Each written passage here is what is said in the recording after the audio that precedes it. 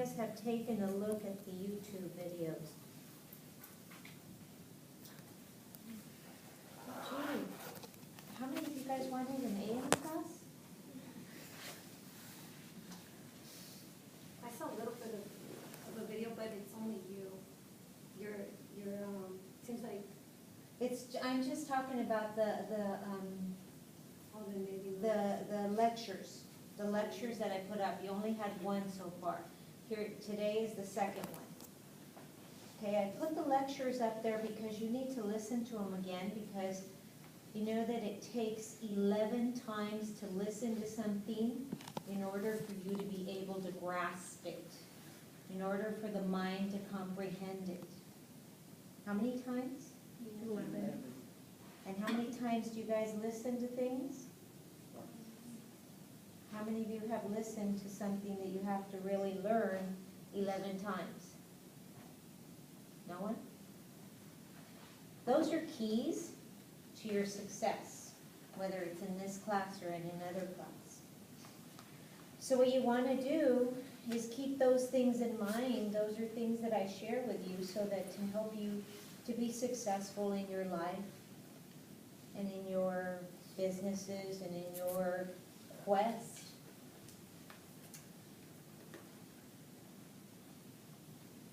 So once again, I remind you that the population is split up into two categories. The 98 percenters and the 2 percenters. The 2 percenters will be the ones that do what it takes to get the outcome that they want. The 98 percenters will look for excuses as to why things didn't get done. The 2 percenters create results. The 98 percenters create excuses, regardless of what that is. But I will tell you this. If you do this in your class, I guarantee you that you're going to find excuses as to why things didn't get done in your life as well. Right?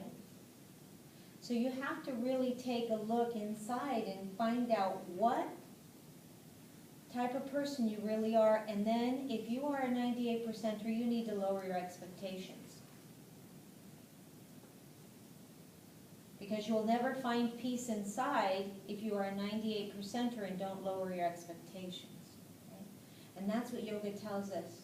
It tells us to be honest with ourselves and be congruent with our thoughts, our beliefs, and our actions.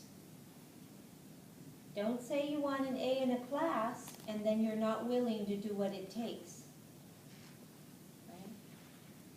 So you have to take a look at that inside. When there is incongruency in your life, in your words, there will be incongruency in your whole circumstances, your life circumstances.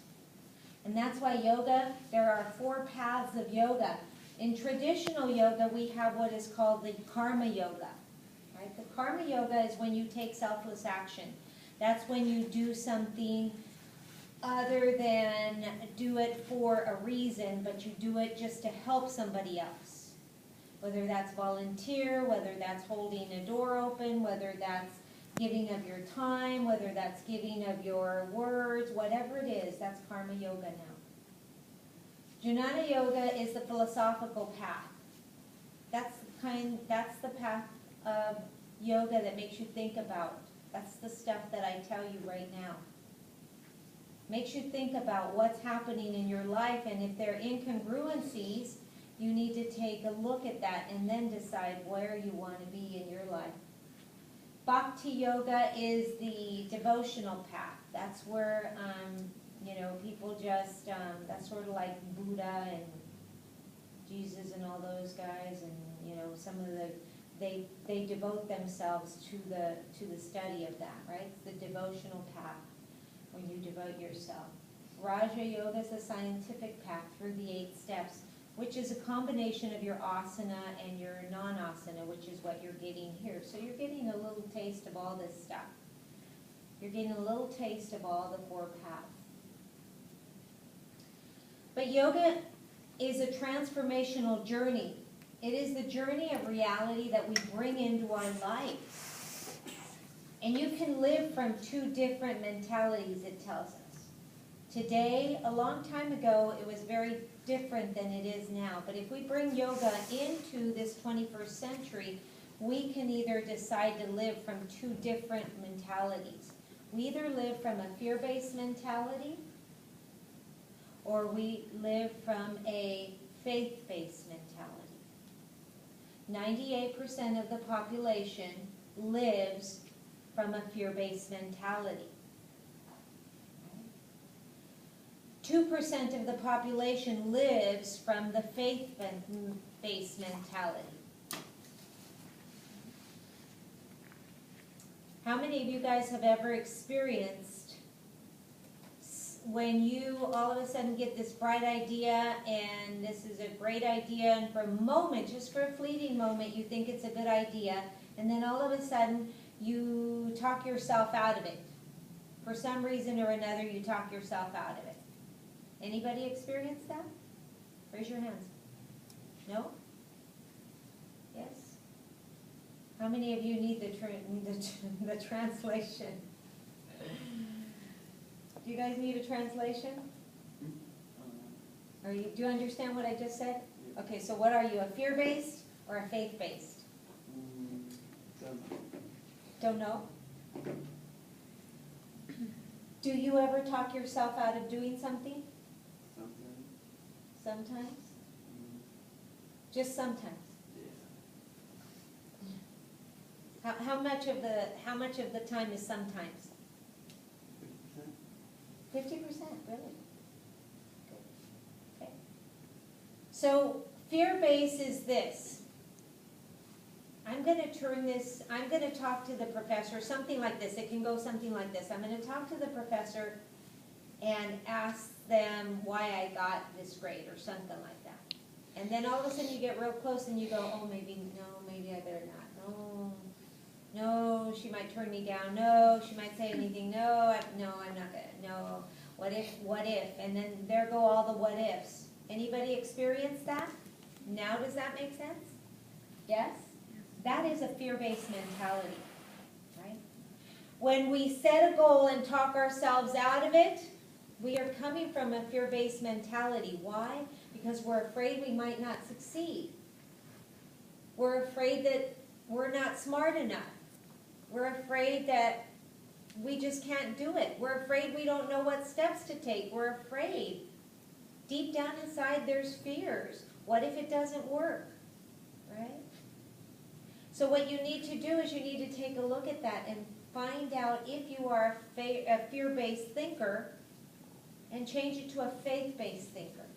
You see, 2% of the population, which is the people that have success in their businesses and in their lives and in their finances and stuff, they never question that. It never dawns on them that there can be a reason that they wouldn't succeed. And we've all experienced that at some point in our lives. Have you ever created or done something and then sort of been surprised at the end that you actually did it? Anybody? And that could be something like, you want to share some? I just remember the feeling. Okay. I know that's happened. Yeah. And then the feeling was like what? What did it feel like? Okay. Can you repeat? What did it feel like? Tell me. You said you remember the feeling. Tell me what do you remember about the feeling?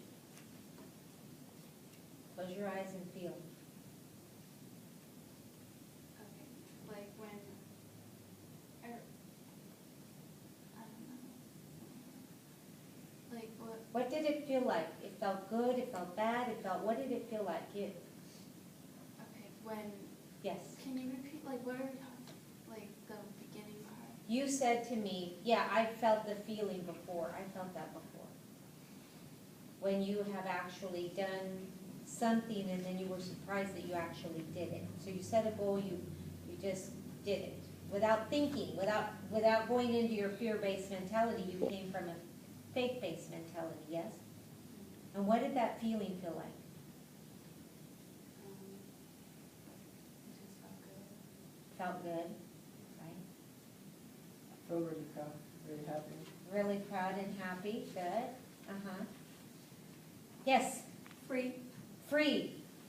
very, like, just, once you realize you didn't even, there was nothing weighing you down because it just happened, and then you just have that entitlement to yourself and that I'm free. And it just makes That sense. is your faith-based mentality.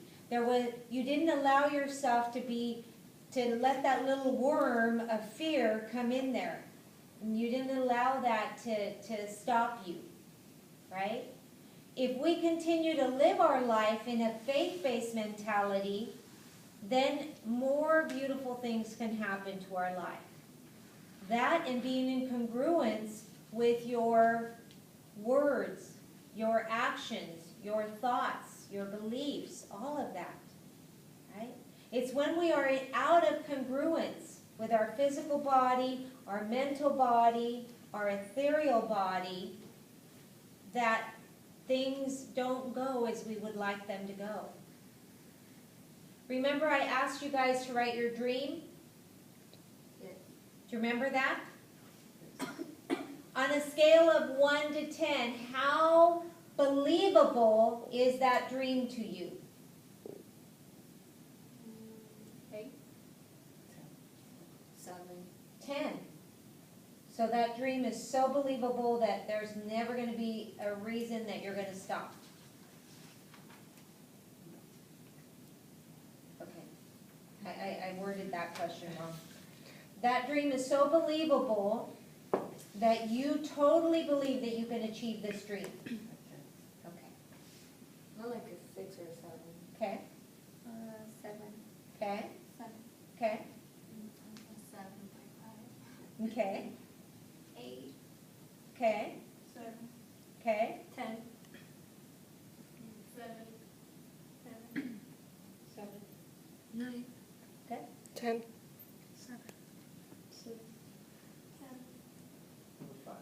A 5. Okay. Why not the rest of you that all said 7, 6, or anything below that? Why? What is stopping you? What is in the way of you feeling that 10? You don't have to tell me. I want you to write it down in your journal. That's your homework. That's your homework. I want you to read your dream, qualify it, say on a scale of 1 to 10, 10 means that I believe it, that I'm going to achieve it, it's going to happen. And then if you put a 6, 7, what's stopping you? What is stopping you? And you're going to write down all of the things that are stopping you. I'm not smart enough, I can't do this, I don't have the right credentials, nobody's going to believe me, I'm too young, I'm too old, I'm too fat, I'm too thin, I'm too dark, I'm too light, I have dark hair, I'm Mexican, I'm not Mexican, whatever it is. Write them all down. That's your homework. Okay? Because we need to know what is stopping us. Yes, ma'am. If we said 10, do we write the reasons why we believe it's going to happen? Yes, if it's a 10, then write down all the reasons why you're so powerful in believing that it's going to happen. Okay? So thank you for clarifying that. So if you're there, and you're going to take a look at that, and you're going to find that it's going to either be a fear-based or a faith-based. If we live our life in a faith-based mentality, we're always there to see how we can serve. Whether that is whether we can serve ourselves or whether we can serve anybody else. Now, let me tell you that when we serve ourselves, that's not about being selfish.